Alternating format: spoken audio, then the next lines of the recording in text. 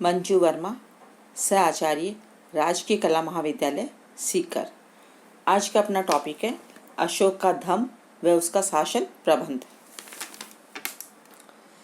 Fleet के अनुसार अशोक के धम्म को किसी प्रकार भी बौद्ध धर्म नहीं कहा जा सकता, क्योंकि उसमें न तो महात्मा बुद्ध का उल्लेख है और न ही संघ की प्रमुख स्थान दिया गया है। फ्लीट अशोक के अभिलेखों में प्रयुक्त धम्म को राजाओं का साधारण धर्म का प्रतीक मानते हैं। राजधर्म में राजा के कर्तव्यों व विधि का वर्णन मिलता है, जिसके आधार पर राजा शासन करता है। फ्लीट ने लिखा है, अशोक ने शिलालेखों का उद्देश्य बौद्ध धर्म अथवा किसी धर्म विशेष का प्रचार करना न था, बल्कि सदाचारी राजा के कर्तव्य के अनुसार सभी धार्मिक संप्रदायों को ध्यान में रखते हुए दया तथा न्याय के साथ शासन करना था। डॉक्टर राधा कुमार मुखर्जी ने लिखा है, अशोक के अभिलेखों का धर्म किसी एक धर्म अथवा किसी एक धार्मिक संप्रदाय का धर्म नहीं है, अपितु जाति तथा धर्म से पृथक एक नैतिक कानून है। स्मिथ ने लिखा है, यह सिद्धांत यानी धम्म मूलतः सभी भारतीय धर्मों में विद्यमान था, चाहे वह संप्रदाय अथवा पथ हो जिसके किसी अंश विशेष को अधिक प्रभावित करता हो। आर.एस. त्रिपाठी ने लिखा है, जिस धम्म का रूप अशोक ने संसार के सामने रखा वह प्राणतः सारे धर्मों का सार है। मैकफेल ने लिखा है, अशोक ने जिस धर्म प्रचार अपने अभिलेखों में किया वह बौद्ध धर्म नहीं था, बल्कि वह तो उस सरल पवित्रता का द्योतक है जिसका अशोक सब धर्मों के लोगों से आचरण करना चाहता है। अगला है अशोक की धर्म विजय नीति की आलोचना। अशोक द्वारा अपनाई धर्म विजय नीति का राजनीतिक परिणाम अच्छा नहीं रहा। डॉक्टर भंडारकर ने लिखा है, दिग्विजय के स्थान पर धर्म विजय प्राप्त करने का परिणाम आध्यात्मिक दृष्टिकोण से भले ही उज्जवल रहा हो, परंतु राजनीतिक दृष्टि से विनाशकारी हुआ। डॉक्टर जायसवाल ने लिखा है, मनुष्य को भिक्षु होना चाहिए था, वह राजा बन बैठा। अतः स्वाभाविक था कि संपूर्ण जम्मू द्वीप को एक छत्र राज्य के अधीनस्थ करने का आदर्श शताब्दियों तथा सहस्र सदियों के लिए अटल गया। राय चौधरी का मत है कि इस नीति परिवर्तन का राजनीतिक प्रभाव अशोक की मृत्यु के बाद ही सामने आने लगा। मगध साम्राज्य का विकास बंद हो गया और धीरे धीरे वह पतनोन्मुख होने लगा। डॉक्टर बैरुआ के अनुसार इसके लिए उसके निर्बल उत्तराधिकारी जिम्मेदार ठहराना उचित होगा। डॉक्टर अवध बिहारी श्रीवास्तव के मत में अशोक की धर्म विजय भारत के सांस्कृतिक इतिहास को एक महत्वपूर्ण देन है। नेक्स्ट है अशोक का शासन प्रबंध। अशोक का साम्राज्य अत्यधिक विस्तृत था। यही कारण है कि अपने 14वें शिलालेख में उसने स्वयं कहा है, महालके ही विजयति, यानी मेरा साम्राज्य सुविस्तृत है। अशोक के साम्राज्य की सीमाओं के बारे में जानकारी उसके अभिलेखों से मिलती है। अशोक के अभिलेख उसके साम्राज्य निर्धारण में महत्वपूर्ण भूमिका निभाते हैं। अभिलेखों से प्राप्ति स्थलों से ज्ञात होता है कि उसका साम्राज्य उत्तर भारत में हिंदू कुश से पूर्व में बंगाल तक तथा उत्तर में हिमालय की तराई से दक्षिण में मैसूर तक विस्तृत था। कलिंग व प्राचीन भारत का कोई सम्राट इतना विस्तृत था। कलिंग व प्राचीन भारत का कोई सम्राट इतने विस्तृत भूखंड का स्वामी नहीं था। साम्राज्य विस्तार। अशोक का साम्राज्य उत्तर में कश्मीर से सुदूर दक्षिण में मैसूर तक और पश्चिम में अफगानिस्तान बिलोचिस्तान से लेकर पूर्व में बंगाल तक विस्तृत था। पूर्व में केवल आसाम उसके साम्राज्य में सम्मिलित नहीं था। सुदूर दक्षिण में चोल, पांडे, सत्यपुत्र और केरल पुत्र के छोटे छोटे राज्य भी उसके अधीन थे। शेष संपूर्ण भारत अशोक के शासन के अंतर्गत था। प्राचीन भारत में किसी भी सम्राट को इतने बड़े विशाल साम्राज्य पर शासन करने का सौभाग्य प्राप्त नहीं था। अगला है अशोक का राजत्व सिद्धांत।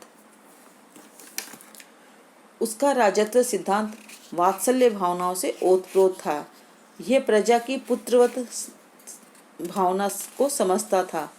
कलिंग शिलालेख में वह कहता है कि जिस प्रकार मैं अपनी संतान का इस लोक और परलोक में सभी प्रकार से हित और सुख चाहता हूँ, उसी प्रकार मैं अपने साम्राज्य की संपूर्ण जनता के जीवन की मंगल कामना करता हूँ।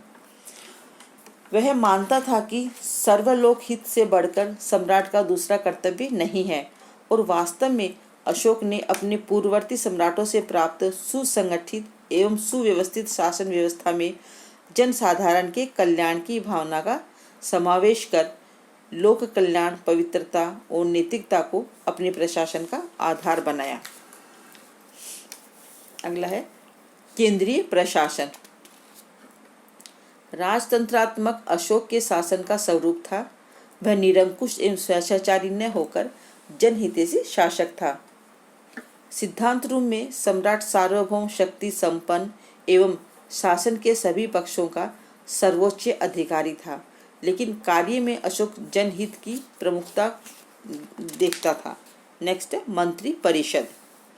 सम्राट सर्वोपरि था, लेकिन चंद्रगुप्त मौर्य के समय में समान शासनिक कार्यों में सहयोग देने के लिए अशोक ने भी मंत्री और मंत्री परिषद को बनाए रखा। उसके छठे शिलालेख से स्पष्ट होता है कि उसके मंत्री महत्वपूर्ण विषयों पर सम्राट से वाद विवाद कर सकते थे।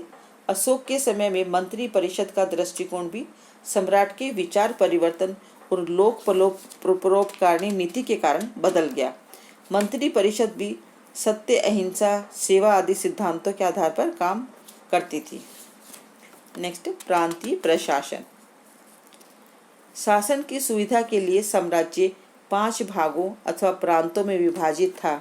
ये इस प्रकार थे: उत्तरी पूर्वी प्रांत, जिसकी राजधानी पाटलिपुत्र थी और जो सीधे सम्राट की देखरेख में था। उत्तर पथ अथवा उत्तर पश्चिमी प्रांत, जिसकी राजधानी तक्षशिला थी। तीसरा दक्षिणापथ, जिसकी राजधानी स्वर्ण गिरिराज थी। चौथा अपरांत अथवा अवंती प्रांत, जिसकी राजधानी उज्जैनी थी। नेक्स्ट कलिंग देश, जिसकी राजधानी तोशाली थी।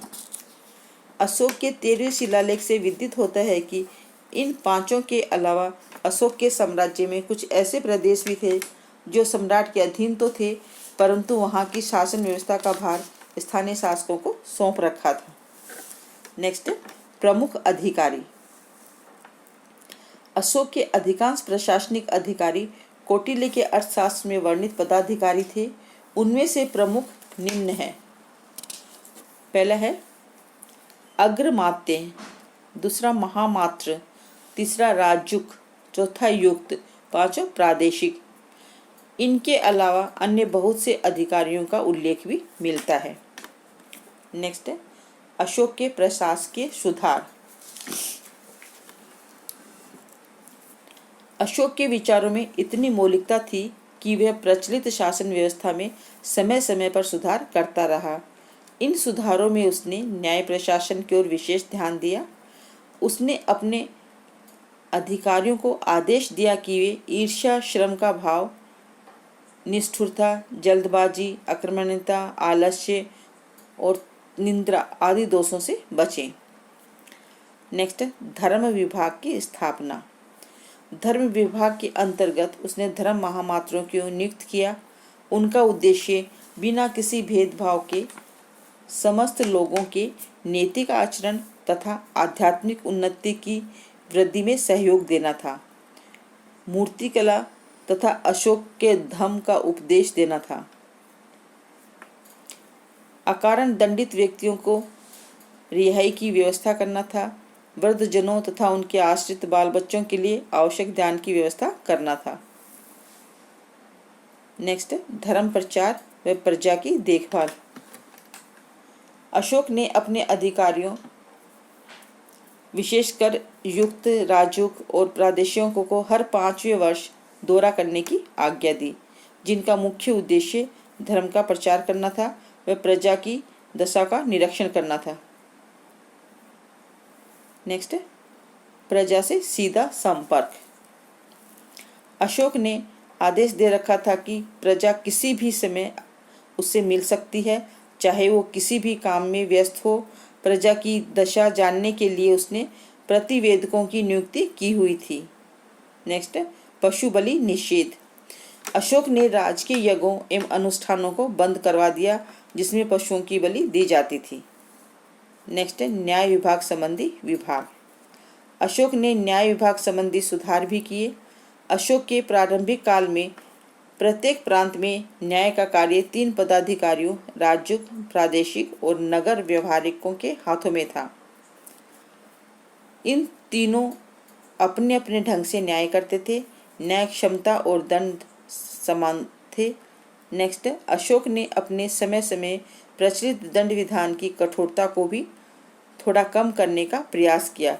वह अपने अभिषेक दिवस पर बंदियों को रिहा कर देता था।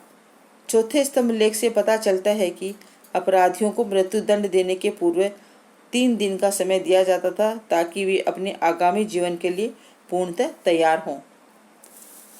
अगला है अशोक का इतिहास में स्थान। डॉक्टर राधा कुमार मुखर्जी लिखते हैं, राजाओं के इतिहास में मनुष्य और शासक के रूप में किसी के रिकॉर्ड की तुलना अशोक से नहीं की जा सकती। अशोक ही विश्व में ऐसा पहला सम्राट था जिसने प्रजा के नैतिक हितों की उन्नति को भी सरकार का उत्तरदायित्व माना तथा इसी उद्देश्य से अलग विभाग की भी स्थापना की। बौद्ध तीर्थ स्थलों की यात्राएं की। वह सहिष्णु था। उसने अपना आमोद प्रमोद, भोग विलास, सुख सुविधा सभी कुछ लगा दिया। डॉक्टर राधा कुमार मुखर्जी ने ठीक ही कहा है, राज्य पद के इतिहास में कठिनता से ऐसा लेख प्रमाण प्राप्त हो जिसकी समता अशोक के एक मनुष्य अथवा शासन के रूप में की जा सके। कुछ विद्वानों ने उसकी तुलना अन्य महान लोगों के साथ करने का असफल प्रयास भी किया है। उदाहरणतः धार्मिक सिद्धांतों का राज्य को स्थापित करने की दृष्टि से इजराइल के सम्राट डेविड सोलोमन के साथ धर्म प्रचार की दृष्टि से रोमन सम्राट कॉन्स्टेंटाइन के साथ आध्यात्मिक और दार्शनिक चिंतन की दृष्टि से मार्कस ऑरेलियस के साम्राज्य विस्तार की दृष्टि से चार्ली मैग्ने और खलीफा अमर से सहिष्णुता की दृष्टि से मुगल सम्राट अकबर के साथ, परंतु इस प्रकार की तुलना तो वे अशोक के एक पक्ष के साथ कर रहे हैं, न कि अशोक के समग्र व्यक्तित्व के साथ। युवावस्था में ही अशोक ने अपने आप को एक सुयोग्य राजनीतिक तथा सफल एवं पराक्रमी सेनानायक सिद्ध कर दिया। कलिंग की विजय उसके सैनिक पराक्रम की प्रकाष्ठा थी। युद्ध के भयंकर विनाश से उसकी मानवीय करुणा फूट पड़ती है और वह हमेशा हमेशा के लिए हिंसक शास्त्रों को फेंक कर धर्म विजय का मार्ग अपना लेता है और संसार को अपने दिव्य संदेश सुनाता है। एक बार इस मार्ग पर चलने के बाद अशोक की भांति सरल व पवित्र जीवन ही बीता और अपने शस्त्रों को छोड़ दिया। ऐसा तो सीजर, सिकंदर, नेपोलियन ने भी करने में असमर्थ रहे। अतः इन लोगों के साथ अशोक की तुलना करना व्यर्थ है।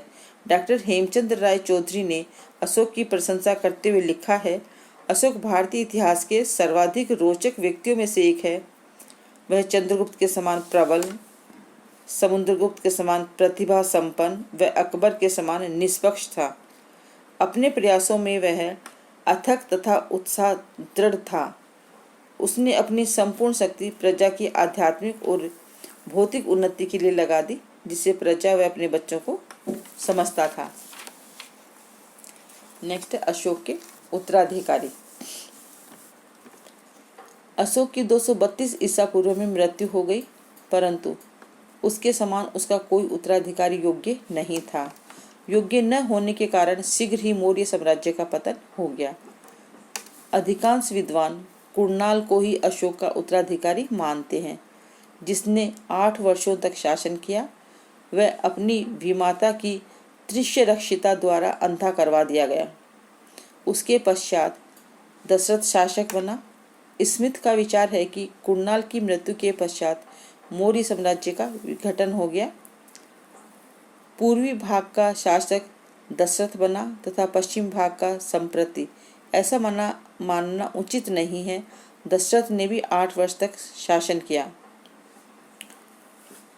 मौर्य साम्राज्य के पतन के कारण राजतंत्रात्मक शासन के स्वाभाविक दोष।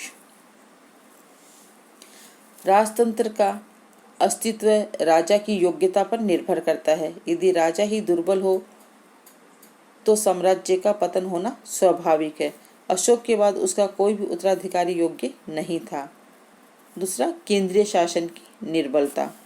केंद्रीय सत्ता के ढीले पड़ते ही अन्य शक्तियां स्वतंत्र होने लगी, वे अपना प्रभुत्व स्थापित करने लगी। तीसरा है प्रांतीय शासकों के अत्याचार। चौथा है अत्याचारी शासक। नेक्स्ट है राज दरबार की दलबंदी।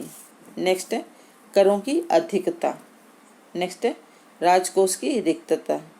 नेक्स्ट है सैनिक शक्ति का पतन। नेक्स्ट है विदेशी आक्रमण। नेक्स्ट है ब्राह्मण प्रतिक्रिया।